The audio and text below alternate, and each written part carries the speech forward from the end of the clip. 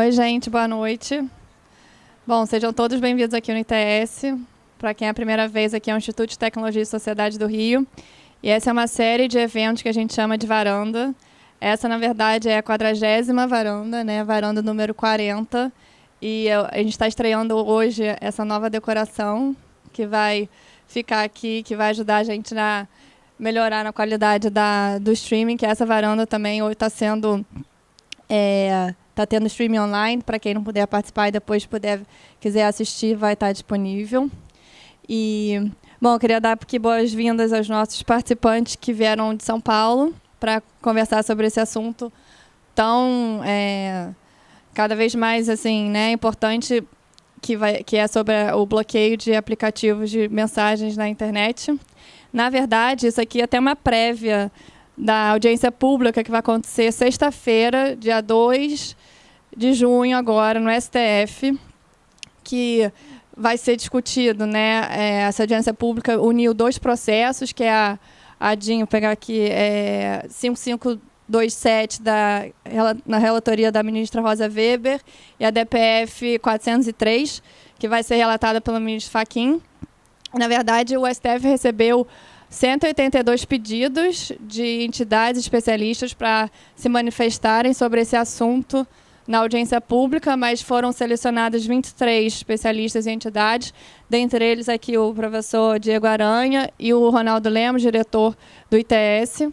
E além o ITS vai participar, né, dessa discussão, além da audiência pública, vai estar, a gente apresentou um amicus curiae, né, para quem não é do direito, uma manifestação como o nome em latim diz, são amigos da corte. Então, a gente vai apresentar os nossos argumentos sobre essa questão. Então, quem quiser ver também vai estar disponível no nosso site.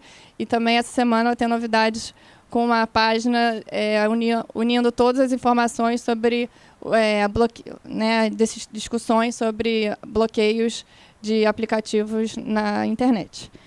Bom, o Brasil, né, o WhatsApp é usado por mais de 120 milhões de brasileiros hoje em dia, e é muito mais do que um aplicativo de comunicação entre amigos, familiares. Passou a ser usado no âmbito profissional por empresas que falam com fornecedores, clientes, empregadores.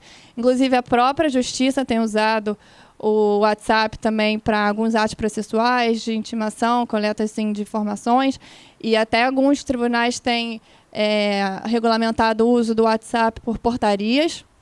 Então, realmente, né, é um aplicativo que chegou para ficar né, então, daí a importância dessa discussão ter chegado, né, no Supremo.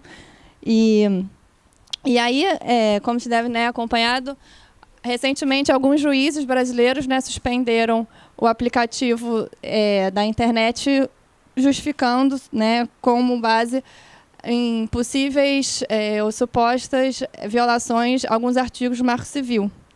E daí é sobre isso que a gente vai falar aqui com dois especialistas, um mais focado na área do direito e o professor Diego Aranha mais a parte técnica, falando sobre criptografia. E para provocar aqui, e eu acho que eu vou deixar vocês se apresentarem, tá?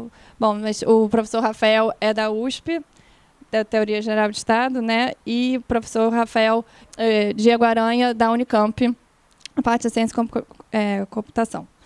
E aí, para passar a palavra para eles, eu vou só fazer um gancho aqui para fazer uma provocação, né? Se essa decisão de bloqueio desse aplicativo é legal, né? A legalidade, a proporcionalidade dessa decisão.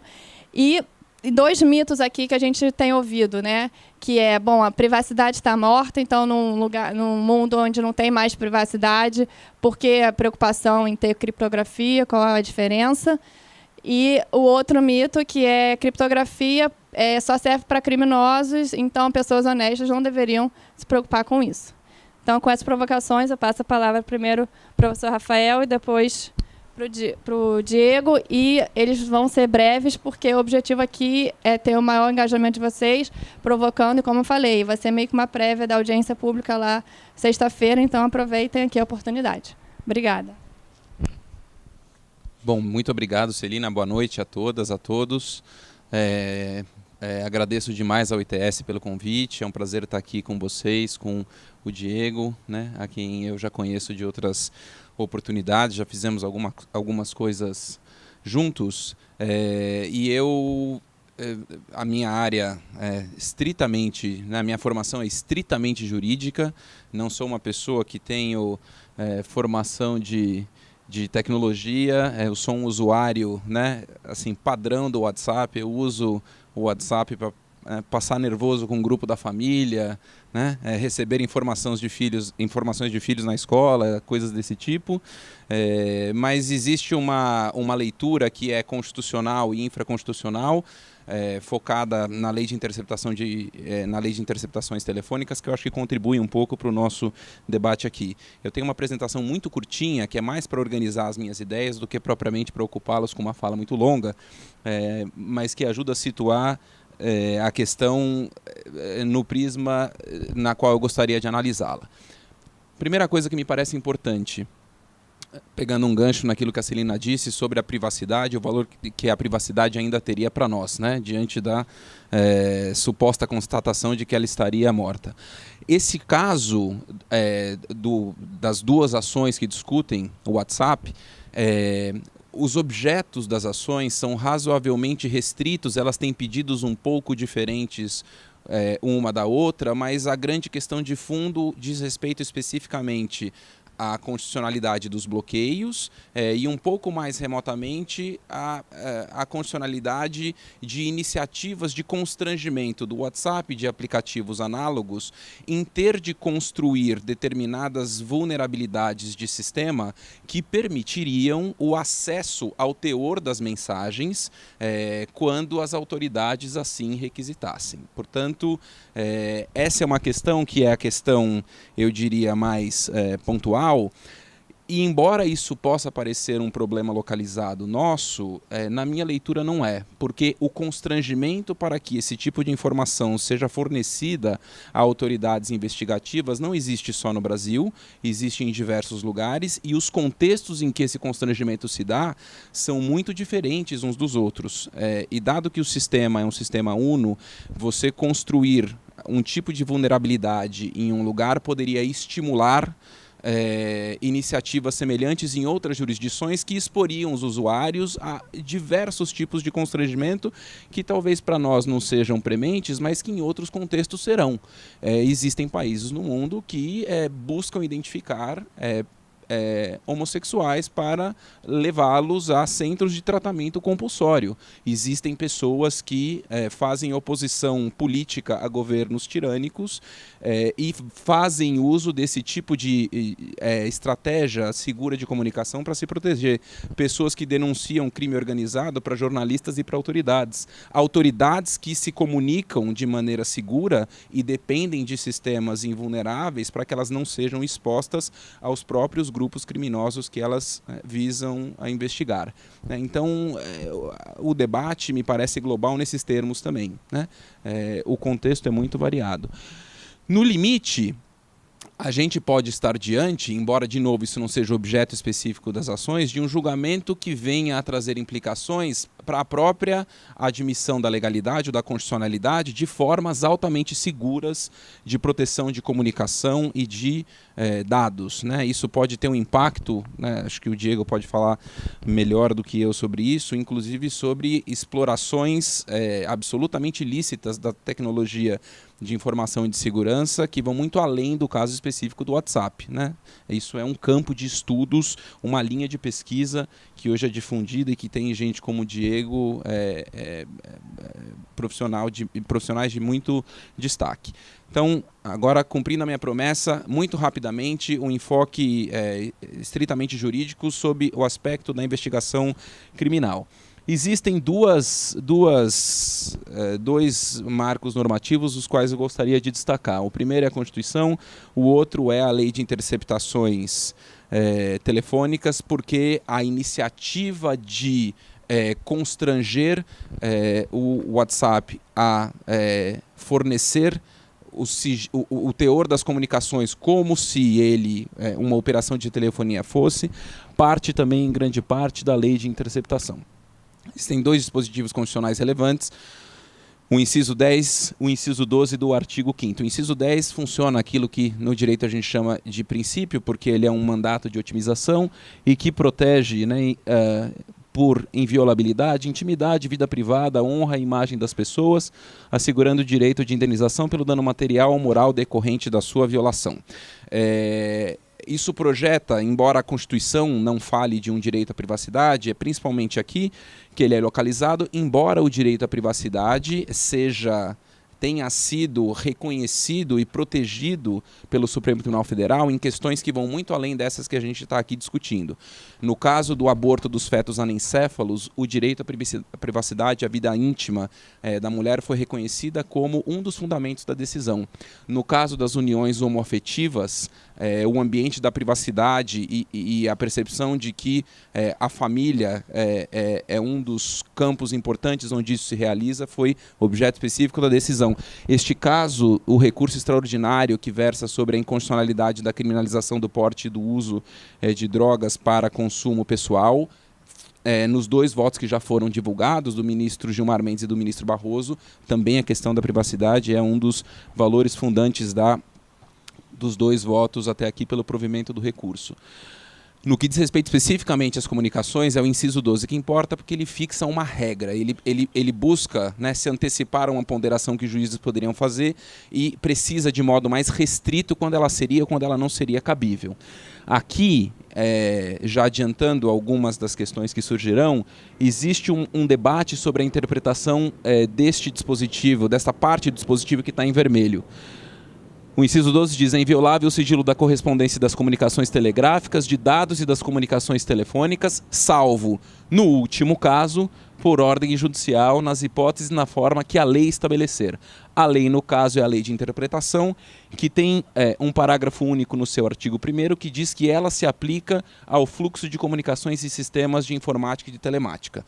Por essa combinação, existe uma interpretação que é defendida por muitas autoridades de investigação, segundo a qual o WhatsApp seria uma forma de comunicação telefônica por escrito e deveria se sujeitar à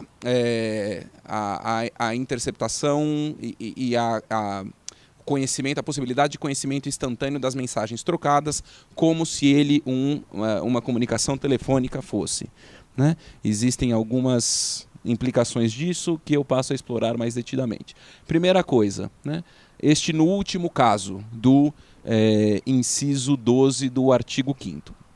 Num debate que a gente teve, né, lá na São Francisco, o Diego estava à parte, tinha uma pessoa da Polícia Federal, um delegado muito respeitado da Polícia Federal nessa matéria, e o argumento dele era o seguinte: quando a Constituição fala no último caso, ela está querendo dizer no último caso, né? Não necessariamente na última das hipóteses daquele rol de modalidades de comunicação, que seria a comunicação telefônica, mas em qualquer modalidade de comunicação, em última hipótese, seria admissível a interceptação.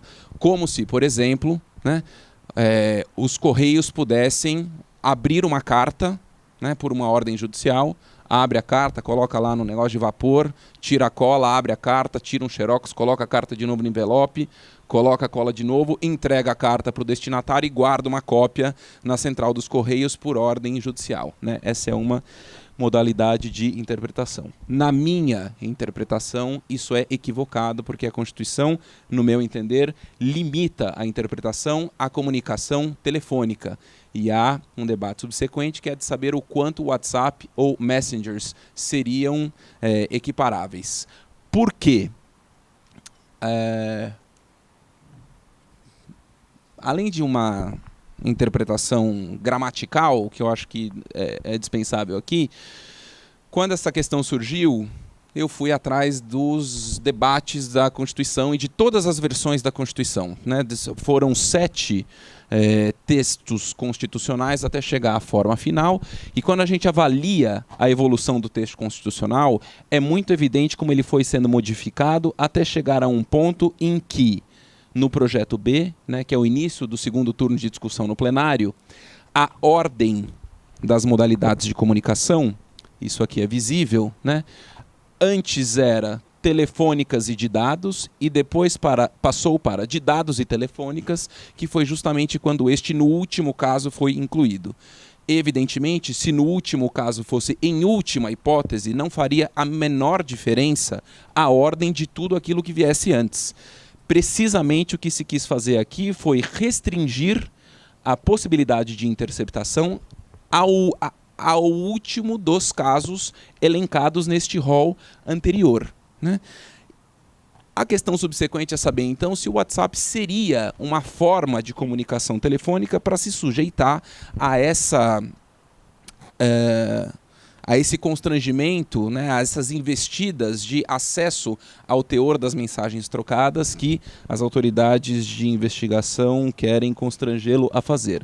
Aqui o dispositivo legal relevante é o parágrafo único do artigo 1º da Lei de Interceptação, que é a Lei 9296 de 1996, que diz o seguinte: o disposto na lei aplica-se à interpretação do fluxo de comunicações em sistemas de informática e telemática.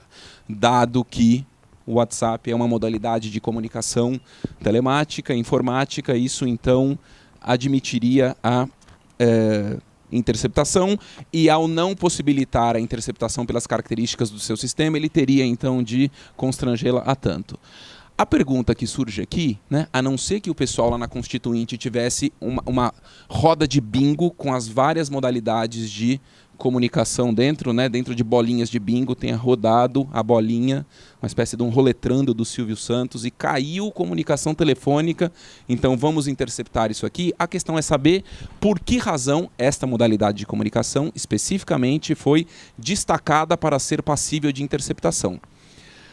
A forma de transmissão da mensagem, na minha opinião, não diz nada sobre o valor jurídico do seu sigilo, né? A questão aqui, para mim, está em saber por que isso foi estabelecido, e o sentido me parece ser muito claro. Isso decorre da necessidade de perenização do teor daquela conversa para fins de produção subsequente de prova. Certo? Por quê? Porque a comunicação telefônica tem duas características essenciais. A primeira ela é instantânea. Ou você descobre, ou você capta o que está acontecendo naquele momento, ou nunca mais. Em segundo lugar, ela não deixa vestígio rastreável subsequente. Portanto, ou eu intercepto, ou eu capto, ou eu não consigo mais. O que isso diz sobre a possibilidade de extensão do parágrafo único do artigo 1º? Ele só valerá para formas de comunicação que, embora não sejam tecnicamente telefônicas, igualmente não deixem vestígio na ponta emissora ou na ponta receptora. Qualquer forma de interceptação que se pretenda além dessas circunstâncias estenderá de modo indevido essa exceção do parágrafo do inciso 12 do artigo 5º. A comunicação instantânea, mas que deixa vestígios, não admite interpretação, e a transmissão de dado por quaisquer sinais que tenham vestígios, igualmente não admite interceptação. Na minha opinião, o WhatsApp se parece mais com a comunicação por telégrafo do que a comunicação por telefone, né? O Brasil tem vivido uma circunstância em que aqueles dispositivos da Constituição que a gente nunca imaginou que a gente algum dia fosse aplicar, né? Prisão em flagrante de senador, eleição indireta no caso de vacância, né? da presidência da República na segunda metade do mandato, estão se mostrando concretizáveis. Agora a gente está em pleno século, em pleno ano 2017, tendo de interpretar o sentido da analogia com o telégrafo, mas me parece ser talvez a melhor equiparação, porque é um tipo de comunicação instantânea, mas que deixa vestígio. Isso permite, por exemplo, que o aparelho seja buscado por meio de busca e apreensão. Os aparelhos, tanto emissor quanto receptor. E aqui a gente chega na questão final, e que talvez seja, do ponto de vista constitucional, aquela que será mais evidentemente debatida no contexto da audiência pública e da decisão subsequente, que é o ponto específico da proporcionalidade. Um dos argumentos da polícia e das autoridades investigativas bom, tudo bem, pode ser verdade isso aí que você falou, mas a verdade é que é muito oneroso a alternativa à interceptação, que é ter que fazer a busca e apreensão do aparato onde, né, as mensagens foram trocadas. Este argumento, né, de relativa dificuldade basta para autorizar ou para constranger a empresa a ter de se permitir interceptar? Na minha opinião, não. E, de novo, vocês já perceberam que eu gosto de, né, vestígios documentais das coisas, porque acho importante precisar os sentidos. Quando a lei de interceptação telefônica foi proposta como regulamentação do inciso 12 do artigo 5º, foi uma mensagem, foi um projeto de lei do Executivo, enviado, diga-se de passagem, pelo Nelson Jobim, né, que é uma pessoa que está hoje nas notícias por outras razões, e a redação original do dispositivo, quando previa interceptação telefônica, dizia o seguinte: não será admitida interceptação quando a prova puder ser feita por outros meios disponíveis de fácil obtenção. Isso foi então submetido à análise da Comissão de Constituição e Justiça, que, como, né, as pessoas do direito sabem, é o órgão do poder legislativo que faz a verificação prévia de constitucionalidade de uma lei, né? E o parecer da Comissão de Constituição e Justiça explicitamente se pronunciou sobre essa parte final e dizendo, olha, isso não pode. Não é de fácil obtenção. Se existe outro modo, não pode interceptar. Essa parte do dispositivo foi retirado. Isso não pode ser agora contrabandeado para discussão a partir de uma análise de proporcionalidade. Se há outros meios, eles devem ser privilegiados, né? A busca e apreensão é uma. Acabou de sair um projeto de lei aprovado no Senado, está aguardando assinatura presidencial, que foi originário da CPI da pedofilia, que prevê a infiltração de agentes de investigação dentro de grupos criminosos no contexto de pedofilia. Isso é tipicamente uma modalidade de investigação que não pressupõe violação da comunicação e nem da integridade do sistema. É esse tipo de alternativa que a Constituição e que a Câmara dos Deputados, a essa altura, o Congresso, parece ter querido. Finalmente, e esse é o último, as outras questões relativas à proporcionalidade, aqui no sentido mais de ponderação. A maneira como o Supremo faz juízos de proporcionalidade aplica um esquema dogmático que faz uma avaliação de adequação, necessidade e proporcionalidade em sentido estrito. Isso as pessoas do direito conhecem bem. O que significa adequação? Significa saber se a medida pretendida atingirá os fins almejados. A mim pareceria que não, pela simples razão de que os usuários maliciosos mais relevantes, aqueles que fazem uso desse tipo de comunicação altamente segura para fins indevidos, facilmente conseguiriam mobilizar meios e recursos para construir canais seguros de comunicação e simplesmente parariam de utilizar essas outras formas de comunicação, que são aquelas que eu uso para me comunicar com as pessoas com as quais eu me comunico, e só quem perderia o sigilo e a proteção da integridade da minha comunicação seria eu, o usuário lícito, maciçamente predominante do serviço. Quem quiser construir formas alternativas de continuar se comunicando no escuro, eu acho que conseguiria fazê-lo, né? Portanto, isso simplesmente não seria adequado para os fins pretendidos, né? Estão imaginando que todo mundo vai continuar se comunicando por essa forma violável de comunicação, ao invés de procurar meios alternativos que poderiam ser construídos. Em segundo lugar, ela é desnecessária justamente porque existem modos alternativos de produção de prova que não exigem essa vulnerabilização inadequada do sistema como um todo. Buscas e apreensões, infiltrações, colaborações onde as pessoas entregam voluntariamente o aparato receptor da mensagem. E por último, ela seria desproporcional no sentido, em primeiro lugar, quantitativo da expressão, porque em troca da possibilidade de eventualmente ter acesso ao conteúdo de alguns poucos e minguados usuários, a gente vulnerabilizaria a comunicação de todos, né? Que são, a essa altura, pela última conta que eu vi, quase 100 milhões de pessoas só no Brasil. E, em última análise, isso implicará a vulnerabilidade maior de todos os usuários, não só aqui na nossa paróquia, como potencialmente em outras jurisdições onde os contextos são sensíveis, e que se alimentariam do combustível político desse tipo de iniciativa vulnerabilizadora. Então, sob o ponto de vista jurídico, pelo menos no que diz respeito à investigação criminal, este é o enfoque que eu gostaria de dar para a gente tocar o debate. E eu fico à disposição. Obrigado pela atenção.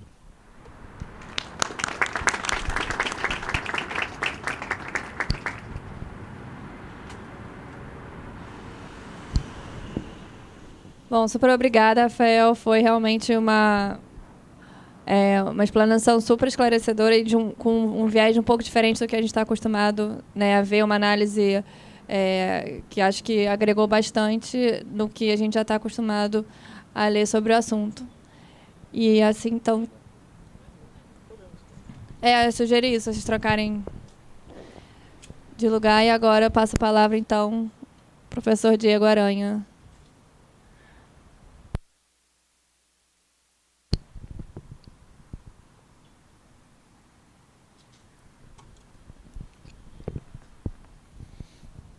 Olá, boa noite.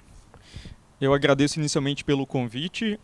Eu adoro essas oportunidades de participar em debates multidisciplinares, né, porque muitas vezes eu me sinto preso na Torre de Marfim da minha área de pesquisa e vejo esses debates sendo travados pela sociedade, pelo judiciário, que seja a esfera, sem a iluminação de argumentos técnicos. Assim. Então, acho fundamental poder iluminar esse debate com argumentos técnicos. Sou professor da Unicamp, sou doutor em computação, minha área de pesquisa é criptografia.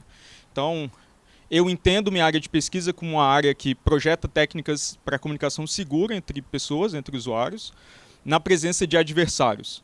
Só faz sentido proteger alguma coisa se você supõe uma outra entidade que tem interesse em se apoderar daquela coisa. Então, a gente sempre na área de segurança, antes mesmo de projetar um sistema, a gente descreve o que a gente chama de atacante ou adversário. Que poderes ele tem, onde ele está infiltrado, como que ele funciona, quais são os recursos financeiros que esse adversário tem. Então, é fundamental modelar o adversário. A área de criptografia ela tem uma série de distintos objetivos de segurança. A gente conhece o mais clássico, que é a confidencialidade. Em confidencialidade, uma técnica criptográfica que objetiva, né, fornecer essa propriedade de segurança, a gente chama de encriptação. No Brasil, criptografia e encriptação são termos comumente usados como se fosse a mesma coisa, mas eu sempre gosto de fazer essa distinção, porque a área de criptografia se preocupa com vários outros objetivos de segurança, como, por exemplo, a autenticação, privacidade e retratabilidade para assinaturas digitais. Então, tem outras primitivas, outras técnicas que também são importantes. O papel, é claro, do adversário aí é atacar ou, preferencialmente, contornar a técnica criptográfica para violar esse objetivo de segurança. Por mais que a gente considere no projeto do protocolo um adversário abstrato, ele no mundo real é personificado por um governo intrusivo, por um criminoso, por uma empresa também intrusiva, então depende muito da aplicação do cenário e do contexto. Criptografia está em todo lugar, nas suas mais variadas técnicas. Todos vocês usaram criptografia ou encriptação hoje. A gente utiliza criptografia ao acessar o site de um banco, ao utilizar um aplicativo de mensagens encriptadas. Então a gente utiliza criptografia todo o tempo, ou todo dia pelo menos. E é uma área que a gente tem esse mote, né, que é repetido frequentemente, que é uma área difícil. Não só porque ela envolve matemática e tecnologia, mas porque para a técnica criptográfica funcionar a contento, ela depende de uma série de premissas. A gente precisa primeiro encontrar um problema computacionalmente difícil. Felizmente, o universo que a gente vive é uma fonte farta de problemas computacionalmente difíceis. A gente consegue trivialmente hoje encontrar problemas ou projetar problemas cuja solução, utilizando todos os computadores do mundo, vai demorar 100 bilhões de anos. Então isso é perfeitamente razoável há algumas décadas. Além de você detectar esse problema difícil, você precisa construir uma técnica que, de certa forma, codifica a dificuldade desse problema para fornecer uma propriedade de segurança. Isso tem que ser transformado em software para ser instalado no dispositivo das pessoas. Aí que as coisas, de fato, ficam desafiadoras, porque no papel toda a matemática funciona, né? Quando a gente tem interface com humanos, que as coisas ficam realmente interessantes. E eu gostaria até de dizer que, para a criptografia como área de pesquisa florescer, é preciso um regime jurídico que não seja hostil.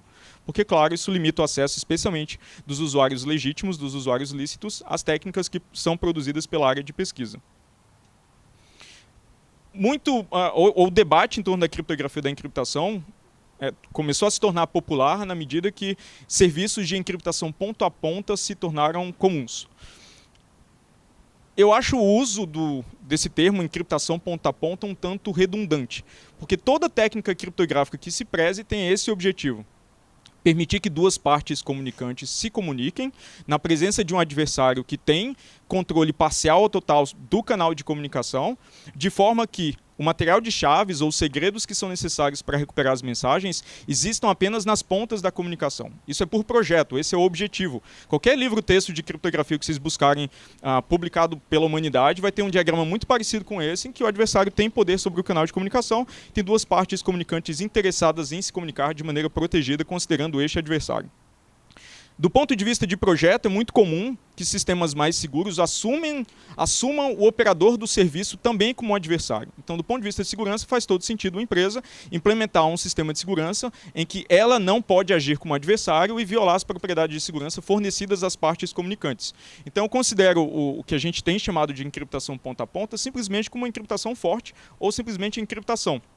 Aquela que cumpre os objetivos clássicos da área, que é proteger a comunicação desse adversário. Encriptação ponta a ponta, encriptação forte, tem se tratado como algo novo ou especial, né, que acabou de surgir e apresenta uma ameaça à civilização ocidental e às garantias constitucionais ou os fins de investigação da polícia. Mas, na verdade, técnicas de encriptação ponta a ponta são tão antigas quanto a humanidade. Porque a criptografia é tão antiga quanto a humanidade. Então, a gente tem uma série de registros históricos que mostram que, mesmo na Grécia e na Roma Antiga, as pessoas já utilizavam a encriptação mais para fins militares. Isso continua durante a Idade Média e durante as grandes guerras. Obviamente, as técnicas eram muito diferentes naquela época, porque a gente não tinha computadores massivamente difundidos. Elas precisavam resistir apenas a atacantes humanos. Na medida que a gente entra nos anos 90... técnicas criptográficas começam a proteger nossa comunicação com bancos, por exemplo, com sistemas financeiros gerais, ou até comunicação entre usuários, né? A gente já tinha nos anos 90 a popularização de técnicas para encriptação de e-mail, que normalmente especialistas usavam. Na medida que o tempo vai passando, essas técnicas vão se difundindo, então hoje a gente consegue encontrar técnicas criptográficas tanto para proteger mídia removível de celulares, então vários sistemas operacionais de dispositivos móveis hoje em dia encriptam a mídia, né, a mídia de armazenamento interna, para que caso esse celular seja furtado, não seja possível extrair arquivos dessa mídia sem o conhecimento de um segredo e para encriptar mensagens trocadas por usuário. Mas enquanto humanos se comunicavam com sistemas computacionais, majoritariamente utilizando técnicas criptográficas, ninguém nunca se preocupou ninguém nunca viu isso como um problema. Até porque o aparato investigativo conseguia obter informação a partir de uma das pontas de comunicação. Por exemplo, o banco tem um registro lá de todas as nossas transações, então é possível acompanhar as transações de um certo usuário. A tensão aparece apenas quando criptografia começa a se difundir a ponto de humanos se comunicarem de maneira encriptada. Então eu considero que o debate atual não é em torno de encriptação ponto a ponta, mas de encriptação entre humanos. Essa é a fonte de tensão, é isso que a gente está discutindo hoje. Privacidade, classicamente, é entendido como esse direito a ser deixado em paz, né? Eu poder ocultar ou proteger informações que dizem a respeito apenas a mim e poder fazer isso livremente. Essa é a definição clássica de privacidade, mas a gente sabe que humanos eles estão dispostos a abrir mão da privacidade de seus dados em troca de benefícios percebidos. Então é por isso que a gente utiliza um serviço de e-mail gratuito que lê o nosso e-mail. A gente tem um benefício percebido, que é uma conta de e-mail sempre disponível, muito conveniente, com 15 terabytes de informação para armazenar todo tipo de coisa, né? Inclusive com incentivo de armazenar todo tipo de coisa, porque isso enriquece as informações sobre os usuários, os perfis dos usuários que as empresas conseguem construir. Ao mesmo tempo, privacidade é um bem coletivo, de certa forma. Na medida que você abre mão da sua privacidade, você limita o acesso de outras pessoas a serviços que fornecem privacidade, porque esse mecanismo, esse serviço, deixa de ser sustentável. Então, privacidade é muito próximo como um bem da liberdade de expressão. Tem uma frase do Snowden, né, que ele tem repetido, eu acho que encerra completamente esse debate do privacidade é apenas um direito exercido por criminosos, que ele fala que abrir mão da sua privacidade porque você não tem nada a esconder, que é um argumento muito comum que a gente escuta por aí, é o mesmo que abrir mão da sua liberdade de expressão porque você não tem nada a falar. Quando você abre mão da sua liberdade de expressão, há claramente um dano coletivo a pessoas que precisam exercer as suas liberdades de expressão, muitas vezes para defender os seus direitos. Então é muito importante não cair nessas armadilhas de discurso de não tenho nada a esconder, minha vida é um livro aberto. Então, todo mundo aqui tem informações secretas, pessoais, que não gostariam que se tornassem públicas. Todos vocês. Não são apenas os criminosos. Bem, como a privacidade muda na medida que os sistemas computacionais coletam informação cada vez mais rica sobre nós, é claro que esse é um conceito em transformação. Eu gosto de acreditar que a gente está passando pela era coletivista da internet, onde as pessoas têm compulsão por tornar suas informações públicas. Na medida que o tempo vai passando, elas vão aprender claramente quais são as consequências disso. E isso termina alimentando os sistemas computacionais, os serviços que fornecem privacidade. Desde as revelações do Snowden, tem tido uma profusão de diferentes sistemas e serviços na internet que têm garantias de privacidade melhores dos que existiam anteriormente, inclusive serviços de e-mail onde você paga pela conta. E existe uma promessa, talvez verificável ou não, do operador de serviço que ele não vai ler o seu e-mail. Assim. Esse é o contrato estabelecido. Em termos de privacidade, muito se coloca privacidade e segurança como dois conceitos ou dois aspectos que vivem em oposição, né? Que a gente precisa abrir mão da nossa privacidade para ter segurança, ou mais especificamente para ter segurança pública. Eu considero esse um falso dilema, até porque todas essas ofertas de abrir mão da privacidade para obter segurança, muitas vezes são ofertas vazias, feitas por governos e empresas que têm outros interesses. Quando você considera o rol de crimes que poderiam se beneficiar de comunicação encriptada ou privativa, a maioria deles é de certa natureza em que o governo não consegue fornecer segurança contra esses crimes. Para dar um exemplo, o terrorismo. O terrorismo é um fenômeno caótico que é muito difícil para o governo em si conseguir proteger cidadãos de terrorismo. Por definição, ele é caótico. Ele precisa ser caótico para causar terror. Então, é muito importante, novamente, ter consciência dessas armadilhas de discurso, porque há um falso dilema aí.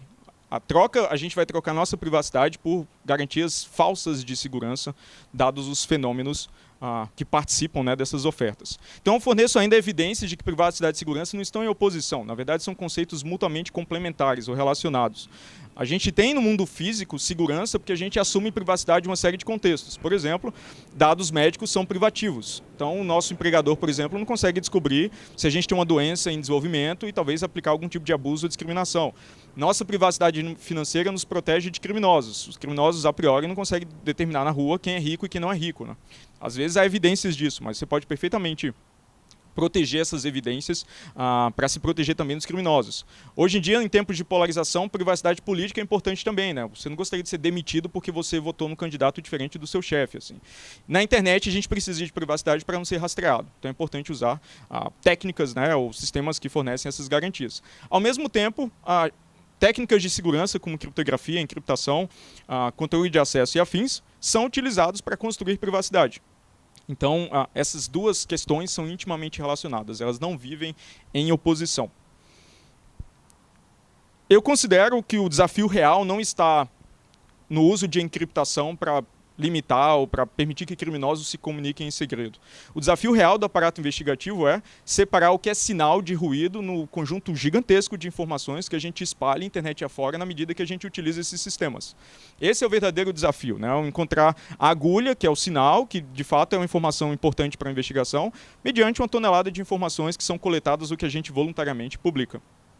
Mas se examina muito essa questão de se a encriptação oferece algum obstáculo do ponto de vista de investigação, a gente deveria interferir com o mecanismo de encriptação, com a técnica criptográfica. Então vou alegar que isso é inócuo, é absolutamente inefetivo, isso é intrusivo demais para os usuários que são legítimos, isso tornará sistemas menos seguros e ainda viola princípios fundamentais de direitos humanos, liberdade de mercado e acadêmica.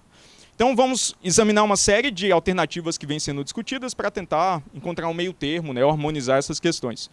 Talvez essa seja a mais extrema delas, vamos banir a encriptação forte. Então, criminosos utilizam encriptação forte, vamos bani-la da face da terra. Ou pelo menos da jurisdição brasileira, né, porque obviamente essas decisões têm uma jurisdição implícita. O grande problema é que técnicas criptográficas são basicamente matemática na forma de software. E a matemática que a gente utiliza para implementar o mecanismo de encriptação de mensagens de um aplicativo moderno, ela é conhecida há décadas. Assim. A humanidade sabe fazer isso. A gente aprendeu a fazer isso nas últimas décadas. A humanidade não vai conseguir esquecer como fazer isso, dado que está fartamente documentado na literatura científica.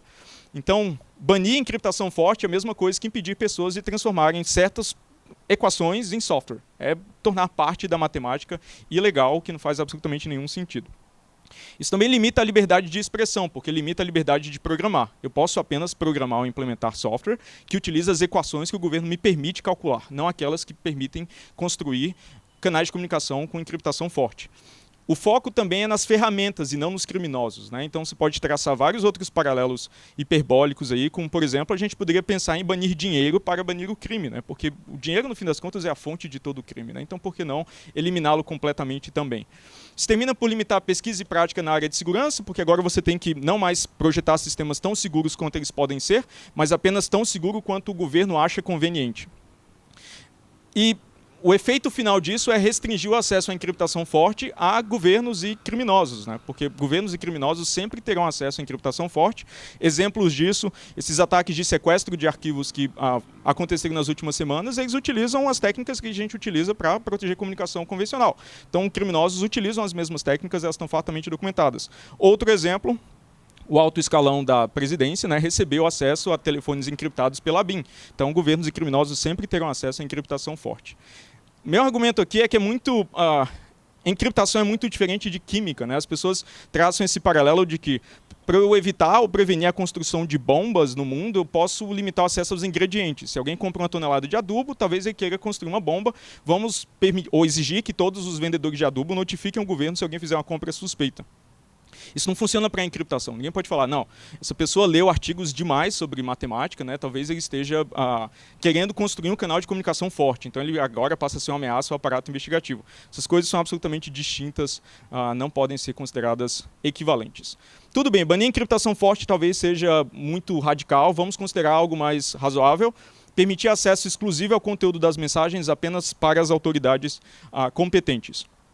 O problema é que para fazer isso você precisa inserir algo indistinguível de uma porta dos fundos. Você precisa interferir no projeto, adicionar uma falha no projeto do protocolo ou na operação do protocolo que viola as propriedades de segurança. Lembra? O canal de comunicação, a técnica criptográfica foi projetada para que um terceiro no canal de comunicação não possa interceptar mensagens. Então você precisa mudar completamente, corromper completamente o projeto do protocolo para permitir esse terceiro, ou o adversário, né? Isso certamente vai tornar a operação desse sistema muito mais complexa, que a gente chama de aumentar a superfície de ataque. Agora você tem mais pontos que você precisa proteger e que não tem nenhum objetivo razoável para os usuários finais do processo, do projeto. Eles só foram, esse ponto só foi adicionado por uma necessidade externa. Pode ser difícil também, dependendo como esse mecanismo é implementado, projetar essa porta dos fundos propriamente dita de engenharia reversa. Então, o terceiro pode aprender sobre essa porta dos fundos e repropositá-la até. A gente tem algumas evidências na literatura científica de portas dos fundos adicionadas em equipamentos de infraestrutura de rede que foram repropositadas, foram provavelmente inseridas para servir interesses de um governo e foram repropositadas para servir interesses de outro governo. E agora você aumenta a superfície de ataque para proteger o sistema de alguém que talvez trabalhe no operador desse serviço e tenha acesso privilegiado a essa porta dos fundos. Além do desafio natural de harmonizar pedidos de acesso de dezenas ou centenas de países mundo afora que têm interesse em usar essa mesma porta dos fundos ou diferentes portas dos fundos com diferentes interesses. Assim. Então, muito se advoga nessa questão por um meio termo. É preciso ter um meio termo entre a segurança das comunicações, né, e a segurança pública. Então a gente tem que ter alguma forma de acesso exclusivo especial. O problema é que qualquer meio termo que você for considerar nesse aspecto vai tornar sistemas menos seguros. Esse é o compromisso que a gente está fazendo. E eu sinceramente acho que a internet já é insegura o suficiente, a gente já tem toneladas de falhas acidentais, toneladas de falhas patrocinadas inseridas por governos, a gente não precisa de mais delas. Mas isso não é um problema, porque o foco aqui são apenas os criminosos, né? Os usuários lícitos, legítimos, eles não têm nenhuma preocupação. Bem, o grande problema é comunicação encriptada é muito diferente de comunicação telefônica, onde você consegue grampear única e estritamente o usuário sob investigação.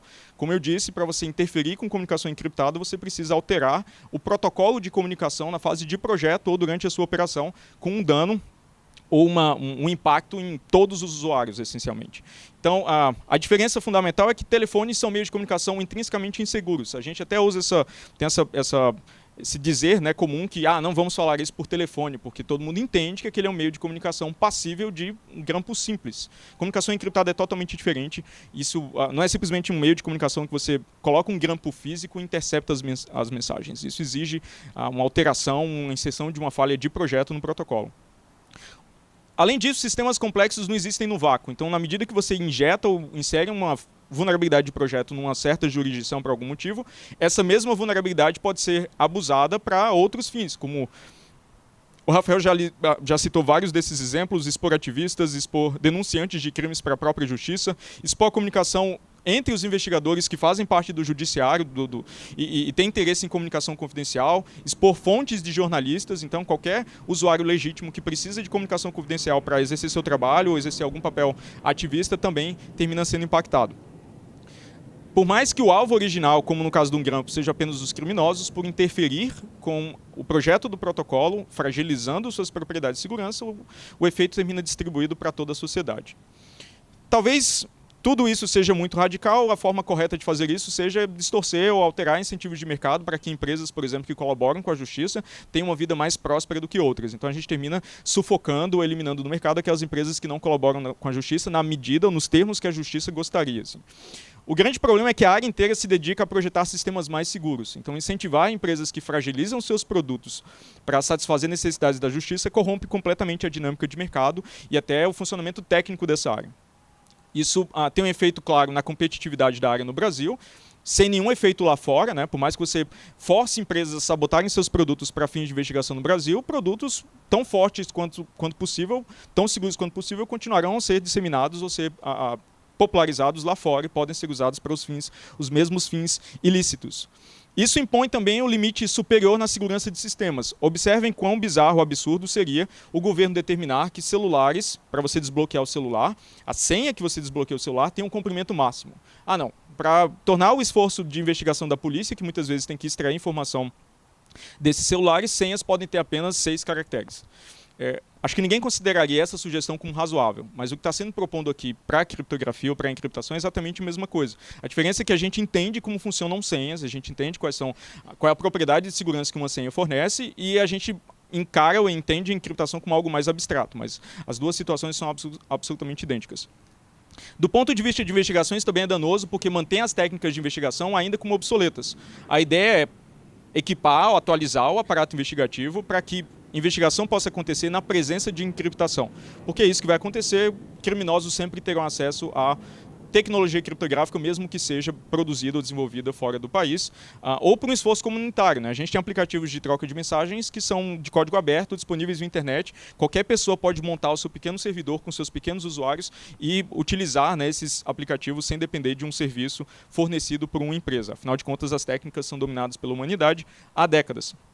Isso também previne, criminaliza a encriptação e previne que a encriptação seja usada exatamente quando ela é mais necessária para o aparato investigativo se comunicar de maneira confidencial na presença de outros adversários. Então, distorcer esses incentivos de mercado vai basicamente premiar comportamento inadequado, a gente fortalece o mercado de insegurança, distorcendo completamente como esse mercado deveria funcionar. Então, criptografia já é difícil você projetar uma técnica que funcione a contento na prática para a escala de usuários que esses aplicativos de fato funcionam. A gente não deveria impor ou adicionar obstáculos adicionais ao funcionamento dessas técnicas de maneira correta. Assim. Basicamente, ao fazer isso, a gente está escolhendo entre privacidade e vigilância global. Não entre privacidade e segurança, mas entre privacidade e vigilância. Há algumas oportunidades aqui, entretanto. Detectar ou desenvolver mecanismos de investigação que utilizem técnicas menos intrusivas. Tem uma série de exemplos, o Rafael já deu alguns exemplos, mas um caso simples é a análise de metadados. Né? Como vocês observam, o Marco Civil, infelizmente, obriga todos os operadores da infraestrutura de comunicação a manter registros de acesso de usuários, né, numa certa escala de tempo, então acho que são 6 meses na versão aprovada da lei. E essa coleta de dados, de metadados, dados sobre conexão, é obrigatória. Então, como ela tem que ser obrigatória, essa evidência existe, de repente ela pode ser usada para fins de investigação. Cópias de segurança na nuvem é outro exemplo clássico. Várias das instalações desse aplicativo estão configuradas para fazer uma cópia às claras das mensagens num serviço de computação em nuvem. Então a justiça pode tentar buscar essas cópias dessas mensagens nesses serviços. Inclusive eu recomendo a todos vocês a desligar essa funcionalidade, né, porque ela amplia a superfície de ataque de todos. Outra possibilidade também é a busca e apreensão de dispositivos nas pontas da comunicação. Afinal de contas, as mensagens existem às claras nas pontas da comunicação. Então, é assim que a gente trata vários outros meios de comunicação, como o Rafael já exemplificou, não deveria ser diferente aqui também. A gente deveria fomentar ou incentivar um mercado de forense, que é capaz de extrair informação de dispositivos apreendidos. Esse que é o mercado que eu considero que é interessante para fins de investigação. E ações de inteligência e infiltração que permitam coletar ou capturar mensagens sem necessariamente, né, fragilizar as técnicas de encriptação, usando a boa e velha engenharia social que a polícia usa desde sempre para desmontar gangues de criminosos. Assim. Então a nossa grande oportunidade aqui é adaptar a sociedade ao uso de encriptação e não adaptar a encriptação às necessidades do governo, até porque software costuma não necessariamente obedecer a leis. Né? Software é matemática, executado num processador, não há nada que force software a respeitar a lei. Assim. Bem, para resumir, essas são algumas das questões que a chamada do STF apresenta, então acho que eu posso respondê-las rapidamente. É possível interceptar mensagens sim nesses sistemas, mas violando as propriedades de segurança, interferindo com o projeto dos protocolos de comunicação. E muitas vezes essa ação é detectável. Vários de vocês já devem ter visto que nesses aplicativos tem uma forma de você observar um código de segurança do destinatário. Aquilo permite detectar se o destinatário, ou se a chave em conjunto com o destinatário, se a chave apresentada pelo aplicativo para você desse destinatário, ela é legítima ou não. Então, criminosos com boas práticas de segurança vão poder detectar esse tipo de interferência e, na medida que simplesmente a justiça anuncia seu objetivo de tentar interferir com uma dessas plataformas de comunicação, é claro que é bem natural que criminosos devam se mover para outras plataformas de comunicação. Né? Então, a interceptação de mensagens na forma como está sendo proposta tem um tempo de vida para investigação muito curto. É possível desabilitar a criptografia? Sim, se você alterar o protocolo da empresa para agora ter uma mensagem que permite ao servidor enviar uma mensagem a um dos dispositivos solicitando que a encriptação seja suspensa, isso vai funcionar, mas, novamente, isso é indistinguível de uma porta dos fundos. Agora existe a possibilidade, né, de abuso de qualquer operador do serviço de desligar a comunicação encriptada de qualquer par de usuários, uma funcionalidade que não existia no protocolo original. Então, esse é um protocolo necessariamente, intrinsecamente mais inseguro do que o protocolo original que funcionava sem interferência governamental. Também se fala em espelhar mensagens num terceiro dispositivo, porque tem uma funcionalidade no WhatsApp que você pode habilitar um terceiro dispositivo para receber a cópia das mensagens, não porque a cópia das mensagens é armazenada no servidor da empresa, mas porque está disponível em um dos dispositivos conectados. Então, ao você habilitar esse terceiro, tem apenas uma cópia do material de chaves e do histórico de mensagens de uma das pontas da comunicação para um terceiro dispositivo, mediante um passo de autorização. Assim. Então, se você precisa da autorização de um dispositivo para ter uma cópia das mensagens, bem, não faz sentido usar isso para fins de investigação, porque você já tem acesso a um dos dispositivos. E eu deixo algumas referências, alguns livros sobre criptografia e alguns ensaios de acadêmicos que estudam exatamente essa questão. Essa não é uma questão nova na área de criptografia, ela já foi proposta nos anos 90, e eu basicamente aqui estou repetindo todos os argumentos que já foram oferecidos nos anos 90 para derrubar todas essas propostas. Assim. Mas, bem, parece que a humanidade se move em ciclos, então a gente está repetindo um deles. Muito obrigado pela atenção de vocês e, novamente, pelo convite.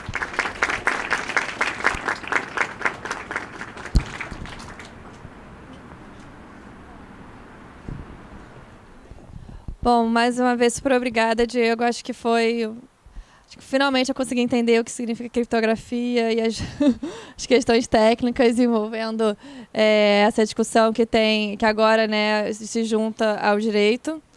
E aí, não vou aproveitar aqui da minha posição para ficar fazendo pergunta, mas eu queria passar a palavra para ver quem quer fazer pergunta e vou pedir para a pessoa vir aqui só porque a gente está filmando para ficar melhor registrado. Alguém? Talvez eu podia fazer umas 3 juntas, então se tiver mais 2 pessoas que quiserem vir aqui para frente. Não existe a possibilidade de fazer uma pergunta mantendo sua privacidade, é isso? Se quiser. Bom, boa noite. Na Segunda Guerra Mundial, você já deve saber o que eu vou falar, os alemães tinham uma encriptação muito boa que eles usavam para falar com os submarinos que estavam em campo. E graças ao trabalho de quebrar a criptografia alemã, os ingleses puderam manter os comboios que vinham dos Estados Unidos fluindo, e isso permitiu a eles vencer, eventualmente, essa guerra na Europa. Então, foi justamente quebrar a criptografia que estava sendo usada que permitiu uma ação que transformou o mundo que a gente vive hoje. Como é que você vê isso no contexto do que você defende, que é justamente ter a criptografia forte, inviolável, no contexto que justamente quebrar a criptografia permite a gente viver no mundo que a gente vive hoje como uma Europa livre, não uma Europa sobre o jugo nazista? Rapidinho, Diego, só mais um. Tem mais uma pessoa aqui. Posso falar daqui? Tá aí? Oi, muito obrigada, Diego. Assim, sua apresentação foi maravilhosa para quem é da área do direito e nunca tinha conseguido entender criptografia. Mas a minha pergunta é para o Rafael, que é uma pergunta jurídica. Você falou do inciso 12 do artigo 5º e você equiparou o WhatsApp a... Como é que é? A telegrafia. Isso para mim não, assim, eu queria te ouvir porque isso para mim não faz sentido, porque na época da Constituição, na época que esse texto foi feito, em 88, nós tínhamos um telégrafo que hoje não existe mais, ninguém fala, ninguém nem sabe o que é telégrafo, e nós tínhamos a comunicação telefônica que foi totalmente substituída. Ninguém usa mais telefone hoje para fazer ligação telefônica. A ligação telefônica foi substituída pela comunicação por WhatsApp, por Messenger, por tudo. Então, o sentido da norma, para mim, não tem como voltar para o telégrafo, que é uma tecnologia superada. E sim se equiparar ao que era mais minimamente próximo ao que foi, enfim, substituído. Mais alguém rapidinho quer fazer a pergunta? Aí depois dessa, vocês já podem começar a responder. Falar agora rapidinho. Mais para o Diego essa. Eu queria saber se podia falar um pouquinho mais do papel do blockchain agora, em toda essa questão de criptografia, no papel que isso tem para o futuro, se você vê isso como positivo, os desafios principais envolvidos nessa área.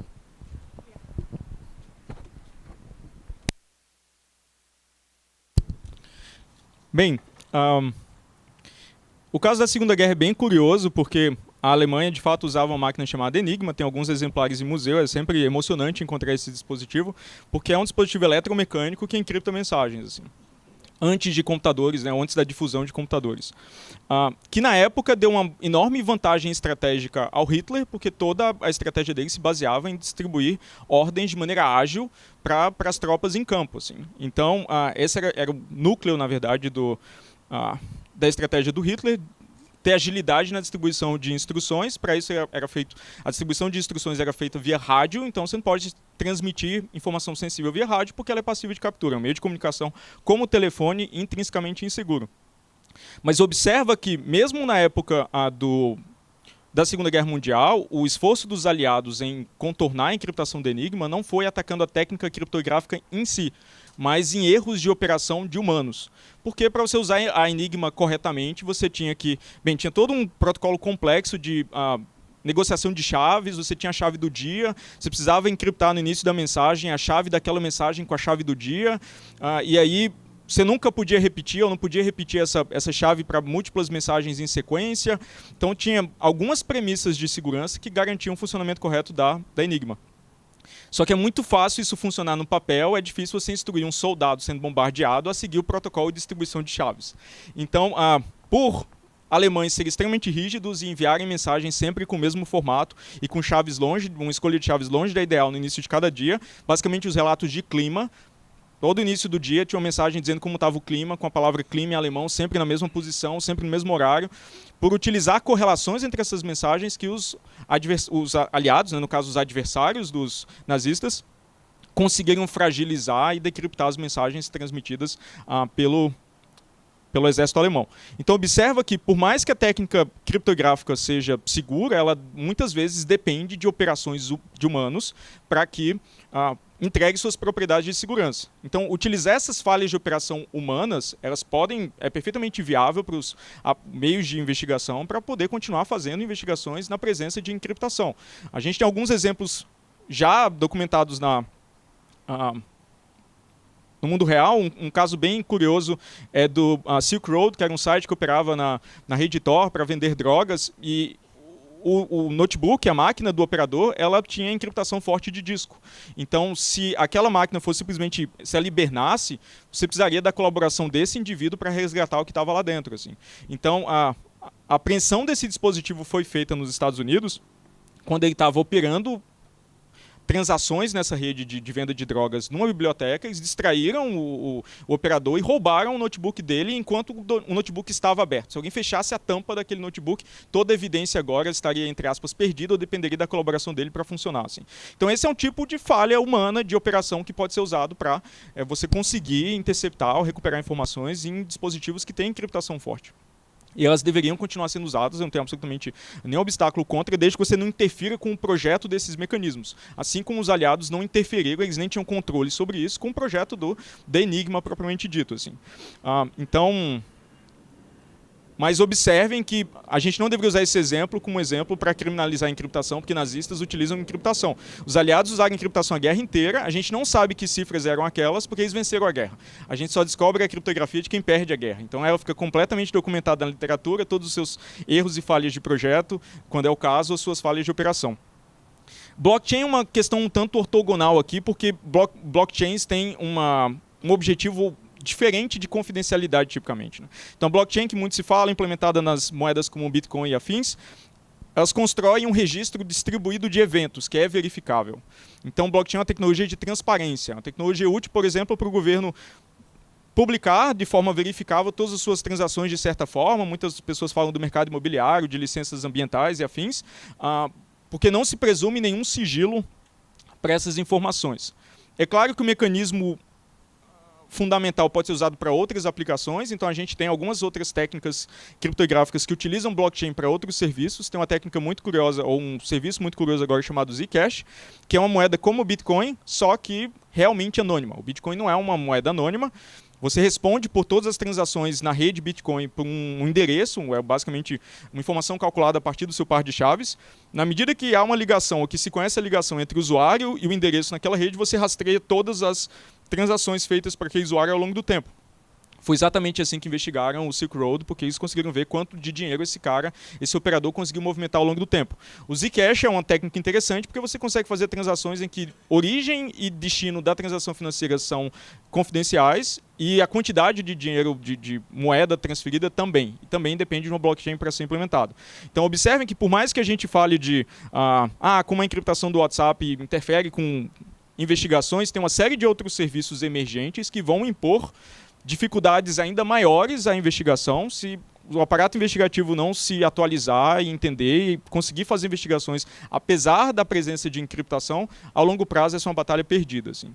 Então, eu continuo achando que cidadãos devem ter acesso à encriptação forte, até porque criminosos sempre vão ter. Nosso debate aqui é se a sociedade vai ter acesso à encriptação tão forte quanto aquela acessível por criminosos. Porque ela vai se difundir, isso é inevitável. Obrigado.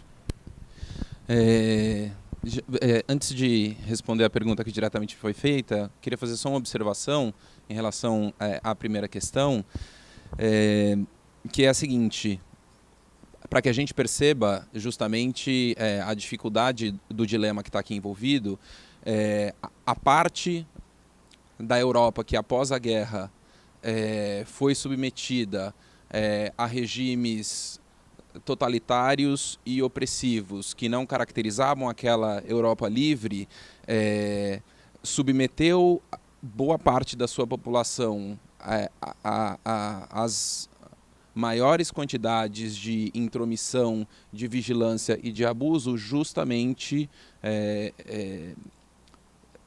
violando comunicações e espaços de inviolabilidade domiciliar por meio de técnicas de escuta e grampeamento massivamente disponíveis às autoridades, que talvez não tivessem tido o êxito que tiveram se modalidades de comunicação segura estivessem disponíveis.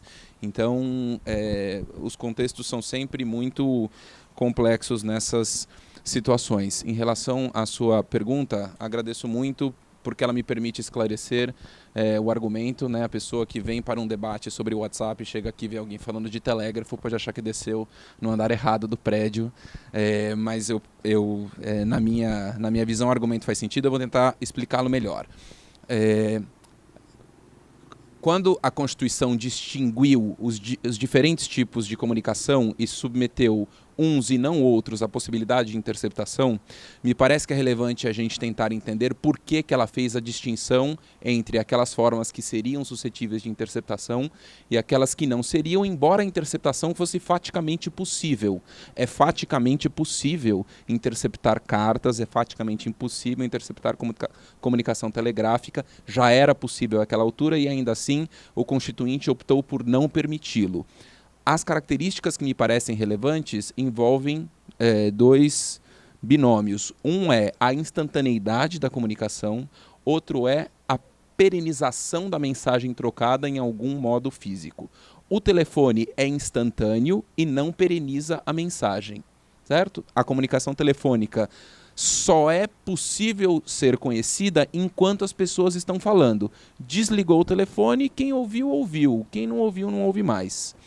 A comunicação por carta é passível de ser conhecida, né, para além do trânsito da carta nos correios, porque eu sou capaz de identificar, vasculhar a carta na ponta receptora da mensagem. A pessoa pode guardar uma cópia da carta quando recebeu, e havia uma prática antiga, quando as pessoas mandavam cartas, não sei quem já fez pesquisa em arquivo, de o emissor da carta guardar cópia carbonada. Né? Então, mesmo era possível conhecer a mensagem na ponta receptora e, às vezes, a depender do quanto a pessoa julgasse importante a correspondência que ela enviava, na ponta emissora.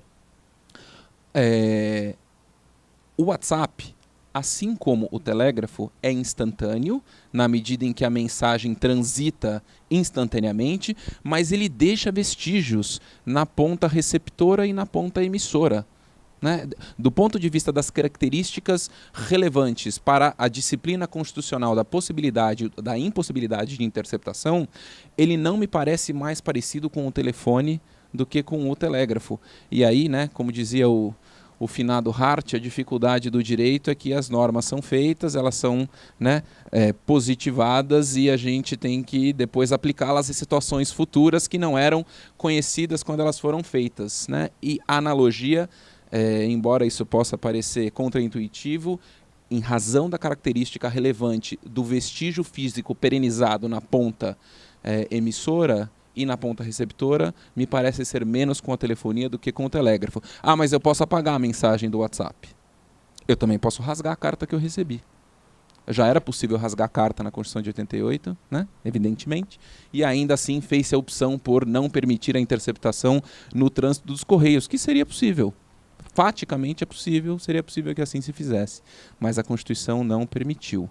Né? Esse é o sentido da minha analogia. Por isso, né, a possibilidade de mecanismos alternativos à interceptação da mensagem. Eu posso apreender o aparelho na ponta emissora ou na ponta receptora.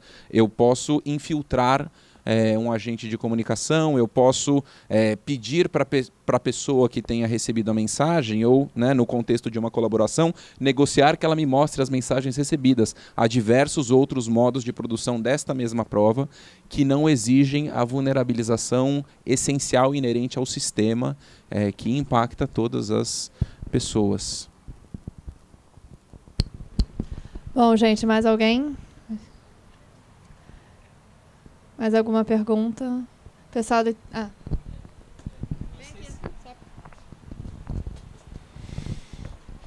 uma discussão até um pouco mais jurídica que me ocorreu ali vendo o dispositivo.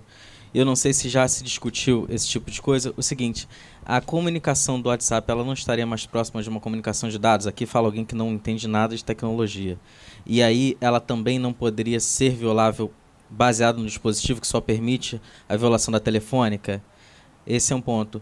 O outro, ainda que a gente faça uma interpretação autêntica do texto constitucional que se chegou depois das discussões, não se pode dizer que talvez haja meios, aí a questão da proporcionalidade, meios mais onerosos que a própria quebra do WhatsApp, não sei, uma busca e apreensão, e aí poderia se permitir sob a ótica da proporcionalidade. Eu só estou tentando problematizar. Entendi. Eu também concordo com o seu argumento. Entendi. Vamos lá. Quanto ao primeiro ponto da comunicação de dados, eu insisto na minha leitura de que o dispositivo constitucional isola a comunicação telefônica como aquela modalidade de comunicação que é passível de interceptação. Outras modalidades de comunicação, né, a exemplo da comunicação por e-mail, são construídas de tal modo que a perenização da mensagem é quase inerente à forma de comunicação, e aí a gente não estaria entrando no caminho entre a emissão e a recepção da mensagem, de forma que a gente não estaria tecnicamente falando de interceptação, pelo menos não da maneira como juridicamente a gente costuma interpretar o termo. No que diz respeito à questão da proporcionalidade, a busca e apreensão A busca e apreensão é uma medida relativamente interventiva que deve ser avaliada na sua pertinência e no seu cabimento diante das circunstâncias do caso concreto. O fato de que a busca e apreensão seja um modo de produção de prova alternativo à vulnerabilização do sistema que impactaria inerentemente todas as pessoas usuárias do WhatsApp, não significa que a gente possa baixar o sarrafo para verificar a pertinência e a adequação de buscas e apreensões nos casos concretos em que elas fossem determinadas, né? Eu não enxergo a oposição nesses termos. A busca e apreensão pode ser indevidamente determinada, independentemente de haver ou não vulnerabilização ou possibilidade de vulnerabilização ao sistema de comunicação segura do WhatsApp. Só fazer uma lembrança aqui também. Telefones continuam sendo usados para cometer crimes. A Lava Jato oferece fartas evidências disso, assim. E também a gente está discutindo sempre sobre o WhatsApp, aplicativos de troca de mensagens, mas você pode utilizar um telefone encriptado também. Então me pergunto como esses dispositivos se aplicariam na medida que uma empresa deve ser livre para fornecer um telefone encriptado para qualquer que seja o fim, como tecnologia neutra, utilizando as mesmas técnicas que o WhatsApp ou aplicativos de troca de mensagens utilizam. Assim. Então está fora do debate, mas é relevante. Um dia as pessoas roubavam banco a cavalo, xerifes andavam a cavalo, alguém inventou um carro. E deve ter sido fantástico o primeiro roubo a banco de carro com todo mundo correndo atrás de você a cavalo, né? Enfim, nem por isso carros são coisas inerentemente criminais. Alguém um dia inventou blindagem para fins, né, perfeitamente nobres e ela foi empregada para segurar fins ilícitos, inventaram um avião para fins fantásticos e um dia, né, as pessoas fizeram coisas de errado com o avião. Cadeado, fechadura, cofre, né? Cofres que destroem o seu interior quando alguém tenta violá-los, né? Enfim, todas essas as dificuldades forenses, né, e de investigação são mudadas a todo instante, mas o banimento a priori não me parece ser algo adequado, que é algo que eu insisto, essa era a motivação do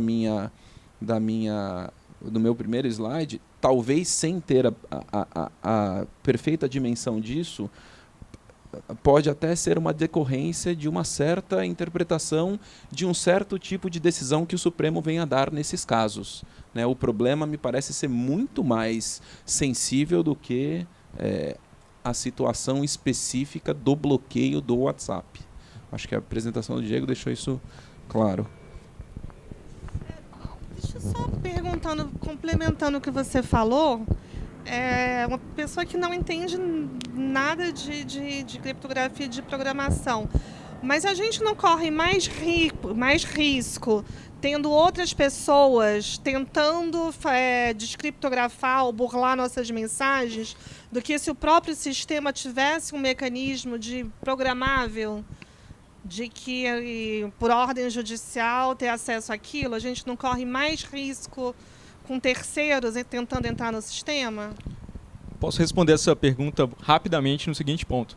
Na medida que a gente encontra uma vulnerabilidade que pode ser usada por um terceiro, a gente corrige essa vulnerabilidade. Quando ela é inserida por projeto para servir um interesse distinto, a gente não consegue eliminá-la do projeto e isso distorce completamente as propriedades de segurança, como eu argumentei. Assim. Então, vulnerabilidade a gente corrige. Vulnerabilidade de projeto, ela existe lá e fica lá por décadas e décadas porque você precisa manter compatibilidade. Então, tudo isso é muito sensível.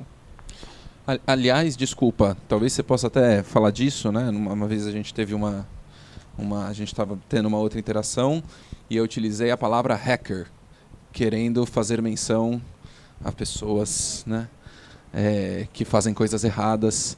E o Diego falou, não, calma lá, né? Hacker tem até um componente em algumas circunstâncias que ficou um pouco cool, porque são pessoas que ajudam, não é isso? Na área técnica, a gente utiliza esse termo apenas para quem tem alta habilidade técnica. Não importa para que fins ele cumpre, assim, né? Então essa figura do hacker de sobretudo, ou de, sei lá, com chifrinhos de demônio, ou que tem que usar um casaco e operar no escuro, né? Hackers sempre usam computadores no escuro, assim. Então, essa é uma construção, né, da mídia e da cultura popular que a gente não utiliza na área técnica. A gente chama isso alguém de hacker quando a gente quer reconhecer as habilidades técnicas de alguém, assim. Então, eu gosto mais de usar atacante, criminoso, é um termo menos carregado, assim, para alguém que tem fins contrários ao projeto do sistema. E essas pessoas, às vezes, ajudam a identificar, né, falhas e... Hoje tem um mercado de compra de vulnerabilidades, por exemplo. Então, hoje você encontra uma vulnerabilidade num sistema, dependendo do sistema. Legal, porém nem tanto. A gente já vou entrar nessa dimensão. Assim.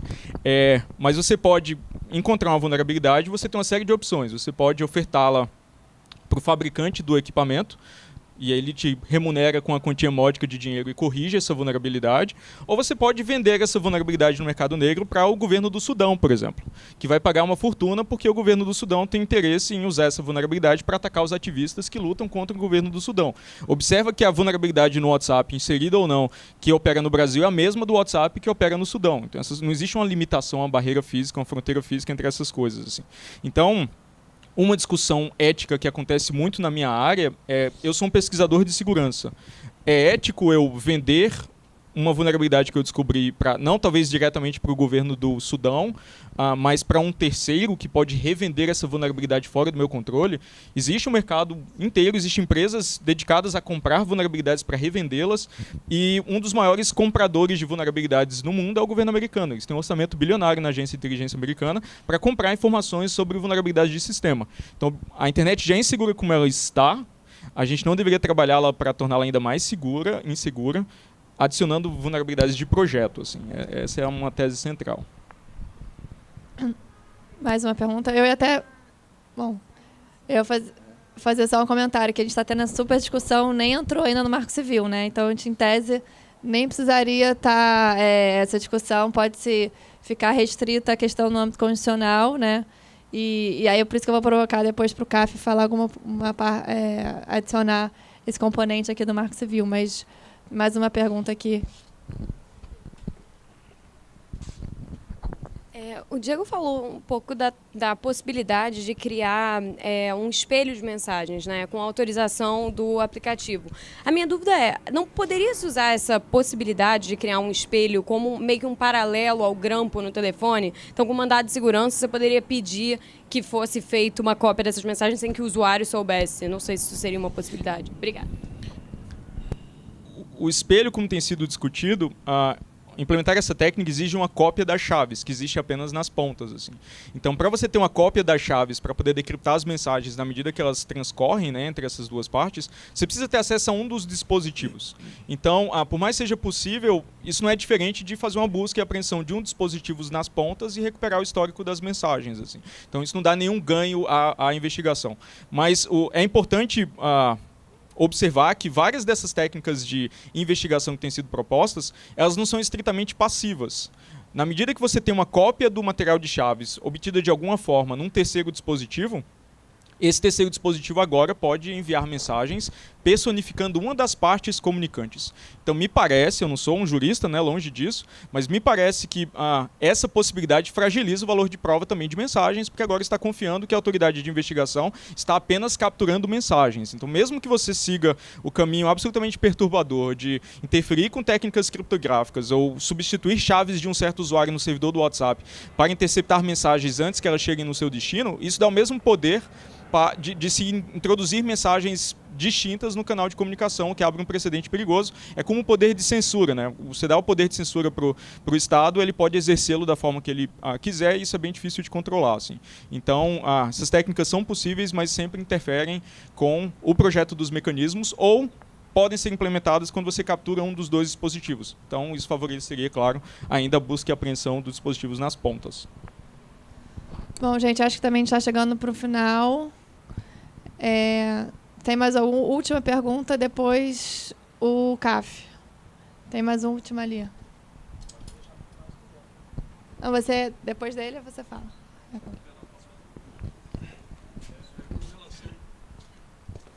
Boa noite. O raciocínio mudaria com relação a alguns aplicativos que destroem a mensagem no receptor? Porque isso acho que mudaria um pouco o fato, principalmente aproximando termos de ligação. Na minha opinião, sim, porque você teria, para todos os fins práticos, a característica da instantaneidade. Ainda assim, na minha opinião, isso não resolve o problema de saber o quanto é lícito e inerente ao âmbito da livre possibilidade de desenvolvimento de projetos, você construir mecanismos de comunicação que sejam inerentemente seguros mesmo nessas situações, né? O fato de que alguém possa guardar coisas terríveis dentro de um cofre e que este cofre tenha mecanismos altamente seguros que destruam o seu conteúdo, não deveria limitar a nossa capacidade de produzir os cofres mais seguros que a gente puder produzir, né? Não me parece que isso seja que haja uma proibição constitucional de você empreender neste nível. Do ponto de vista técnico, implementar a funcionalidade de apagar mensagens pode tornar o sistema mais seguro se isso for corretamente implementado. Se não for corretamente implementado, se tiver algum problema na forma como esse mecanismo foi implementado, isso ainda permite investigações, né? Porque quando você apaga uma mensagem, isso não quer dizer que a cópia armazenada na memória interna do dispositivo de fato não vai conter resquícios dessa mensagem. Muitas vezes apagar uma mensagem é apenas apagar a ligação ou índice onde aquela mensagem aparece evidente, assim. Então é claro que o sistema que de fato apaga aquela mensagem, talvez escrevendo lixo aleatório 10 vezes em cima dela para garantir que o último bit que lá estava foi embora, é um sistema mais seguro que sistemas que não fazem isso. Mas na medida que essas técnicas são implementadas, dependendo como elas forem implementadas, isso atrapalha ou não com esforços de investigação. Então vai depender muito de como a técnica é implementada. CAF, agora para finalizar. Não, para já muito rapidinho. Gente, só duas perguntas bem rápidas, até para a gente não estender muito o horário aqui do nosso evento. Mas agradecendo a Diego e Rafael por esse debate tão rico sobre esse tema tão complexo. Duas perguntinhas rápidas. A primeira é, um argumento que a gente ouve sempre é a ideia de que o WhatsApp não é um serviço público essencial. Então, na medida em que você, por algum motivo, bloqueia a aplicação, as pessoas encontram substitutos. E aí, enfim, você escolhe o aplicativo que seria aquele da vez para o qual as pessoas migrariam. Eu imagino que pela abordagem que o professor Diego fez, toda a questão de obrigar a empresa a sabotar a sua própria aplicação. Mas queria ouvir vocês um pouquinho mais sobre essa noção dessa eventual confusão que se faz muito entre, às vezes, bloqueio de internet e bloqueio de aplicações. E em que medida isso pretensamente poderia suavizar até a ideia para muitos de um eventual bloqueio. Você vai ficar sem uma aplicação específica, mas você tem acesso a outras em que você poderia utilizar. Não me parece que seja um bom argumento, mas queria ouvir um pouco vocês sobre esse tema. E o segundo, o tema do Marco Civil. Já que o Marco Civil obriga a guarda de dados para provedores de aplicação, né, pelo prazo de 6 meses, né, no no artigo 15. Esse foi um dispositivo muito criticado à época, mas que apareceu no final do debate sobre o Marco Civil, até como uma resposta a algumas situações de ilícitos envolvendo o uso de redes sociais, e aí se entendeu que essa era uma resposta que poderia ser uma resposta adequada, embora muito criticado pelo fato de ter a retenção de dados. Queria ouvir um pouquinho mais de vocês sobre o uso de metadados para finalidades investigativas e em que medida isso pode ser um argumento que evite a medida drástica de bloqueio, backdoor ou de alguma medida mais severa sobre a implementação de criptografia em si. Então são essas duas perguntinhas. Bom, acho que sobre a questão dos metadados, o Diego mesmo já havia, né, na palestra dele, brevemente mencionado que a indisponibilidade do teor integral e literal das comunicações não significa que nada haja que esteja suscetível às autoridades sem a ameaça do constrangimento do bloqueio. Existe, me parece, uma questão jurídica sensível de saber o quanto desses dados que não integram a mensagem não integrariam, de alguma forma, também o conteúdo constitucionalmente protegido da comunicação, porque há tipos e tipos de dados guardáveis que são externos ao ato comunicacional em si, que podem dizer mais ou menos em termos de sensibilidade sobre aquilo que tenha sido investigado, mas sem dúvida alguma a existência de quaisquer vestígios internos à comunicação que não tenham o valor comunicativo da mensagem interna já é uma medida que demonstra a existência de métodos alternativos a essa questão tão drástica. Do ponto de vista do acesso à internet ou marco civil, enfim, né? Você é muito mais versado no marco civil do que eu, mas na minha interpretação, digamos assim, de quem não é um especialista no marco civil, o espírito do marco civil me parece ser muito mais o de potencialização e de garantia do acesso à internet do que a permissão quase furtiva de um bloqueio desmedido e com esse impacto que, além de tudo, e esse me parece ser um ponto muito relevante, justamente pelas características que você aponta da disponibilidade de alternativas à comunicação daqueles mesmos moldes, dificilmente teria o impacto que se imagina que a possibilidade indiscriminada de acesso ao conteúdo de comunicação terá.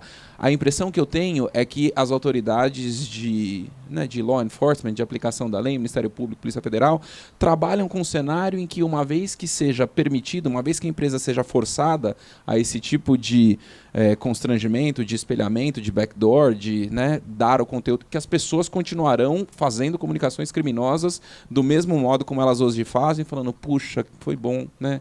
Enquanto durou, a partir de agora a gente vai ser descoberto, como se alguém olhasse a casca de banana e falar, lá vou eu escorregar ali, né? As pessoas vão desenvolver outros modos e a mim parece que nós só vulnerabilizaremos o acesso dos usuários comuns, como eu, né? O que me parece frontalmente contrário ao espírito do Marco Civil, que justamente quer tanto proteger a privacidade dos seus usuários. Isso é uma marca importante da lei. Eu sigo o Rafael completamente na resposta da primeira pergunta. Eu não sou um jurista, né, para argumentar sobre se é uma infraestrutura pública ou não, né? Eu observo, claro, que até o Estado utiliza o WhatsApp e similares para se comunicar com a população de diversas formas, a própria Justiça, como já foi citado aqui. Mas esse argumento é bem curioso porque ele entra em contradição consigo próprio, né? Se você supõe que o bloqueio de aplicativos vai mover os usuários para concorrentes que utilizam encriptação ou não, também perfeitamente plausível que mova os criminosos, introduzir, martelar um backdoor em um desses aplicativos, só empurra os criminosos para esses outros aplicativos. Se isso já não aconteceu na medida que a gente está discutindo o tema e que há uma audiência pública com certa visibilidade na Suprema Corte do país, assim. Então, martelar a introdução de um backdoor na jurisdição do Brasil para qualquer aplicação de encriptação forte é fácil. Difícil é convencer o criminoso a usar o backdoor. Isso é realmente difícil, assim, porque ele tem fartas outras opções. Hoje mesmo, elas nem precisariam ser desenvolvidas. Um exemplo muito clássico é o Signal, que implementa o protocolo utilizado pelo WhatsApp, inteiramente de código aberto. O servidor também é de código aberto. Qualquer um de vocês pode montar um servidor paralelo ao oficial para se comunicar com o seu círculo social, seu grafo social, na forma que você quiser, sem possibilidade de interferência da justiça, porque não há um operador, nesse caso, né, declarado, denominado, com CNPJ que pode ser acionado diretamente. Sobre o Marco Civil, eu entendo, né, que o Marco Civil já oferece qualquer compromisso que a gente poderia ter entre privacidade e possibilidade de investigação, na medida que ele determina a coleta obrigatória de registro de conexão. Ainda eu acho que está por se definir exatamente a que escopo isso vai, se são apenas endereços de camada de rede ou destinatários e emissores de mensagens no WhatsApp seriam metadados passíveis de coleta obrigatória. Eu acho que isso não está completamente determinado, mas na medida que você pode usar esses metadados, você consegue traçar pelo menos o grafo social de um dos suspeitos de investigação e aí implementar a busca e apreensão, talvez, de dispositivos desses outros sujeitos, assim. Então, ele cria essa possibilidade. Do ponto de vista técnico, a retenção obrigatória de dados é, de certa forma, infeliz, porque ela obriga ou ela torna criminalizada o projeto de sistemas que são mais seguros por não coletarem metadados. Então a gente tem uma área enorme de pesquisa e também que está passível de produção de produtos, né, que se dedica a projetar sistemas que minimizam a coleta de metadados, exatamente porque metadados revelam muito mais sobre nós, às vezes, até do que o próprio conteúdo das mensagens. Não é à toa que o WhatsApp foi comprado pelo Facebook, não é à toa que o Facebook oferece hoje essa ligação entre os dois aplicativos, porque tem talvez uma oferta farta de metadados que pode ser usados para o modelo de negócio da empresa, assim. Então, a coleta obrigatória impõe esse obstáculo adicional e dificulta, né, qualquer esforço empreendedor ou até de esforço comunitário para projetar sistemas que não coletam metadados para que eles sejam mais privativos. Bom, gente, acho que agora a gente está chegando já no final. Mais uma vez, super obrigada pelas duas exposições que foram incríveis e complementares de uma maneira assim única, que acho que é raro a gente ter essas oportunidades. E, bom, agora a gente segue acompanhando o debate sobre isso no Supremo, né? Vamos ver o que os ministros vão achar dessas explanações. E, então, dia 2, sexta-feira, acho que a partir o ITS fala a partir da tarde, né? Mas começa às 9 da manhã, vai ter o dia todo, até porque são mais de 20 especialistas e entidades falando. A princípio, a gente vai estar também transmitindo, né, no nosso Facebook, mas vai estar também online na TV Justiça. E também tem o nosso Amigos que eu comentei. Então, enfim, mas a gente fica mais um pouquinho aqui para conversar informalmente. Quem quiser ficar e vocês estiverem aqui, não tiverem hora para ir embora, a gente agradece. Então, mais uma vez, super obrigada. E é isso. Obrigado.